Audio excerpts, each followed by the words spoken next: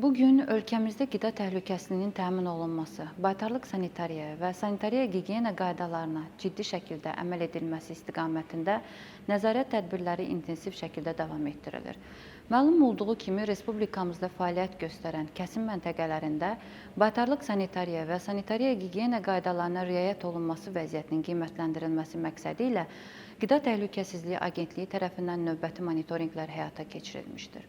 Aparılmış monitorinqlər zamanı təəssüf ki, bəzi kəsim məntəqələrində qida təhlükəsizliyi və baytarlıq nəzarəti sahəsində qüvvədə olan texniki normativ hüquqi aktların tələblərinin pozulduğu faktları aşkar edilmişdir. Müvafiq nöqsanların aradan qaldırılması üçün qısa müddət ərzində zəruri addımların atılması tələb olunmuş və görülmüş işlərin nəticələri barədə agentliyə məlumat verilməsi sahibkarlara tapşırılmışdır. Digər tərəfdən bugün ölkəmizdə kənd təsərrüfatı, heyvandarlıq və qida təhlükəsizliyi sahəsində həyata keçirilən islahatlar çərçivəsində ən vacib prioritet istiqamətlərdən biri də heyvanların identifikasiyası prosesidir.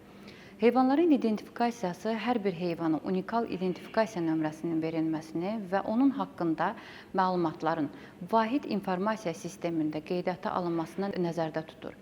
İdentifikasiya sistemi yoluxucu heyvan xəstəliklərinin erkən aşkarlanmasına, onların yayılmasının qarşısının alınmasına və baytarlıq tədbirlərinin səmərəli planlaşdırılmasına geniş şərait yaradır.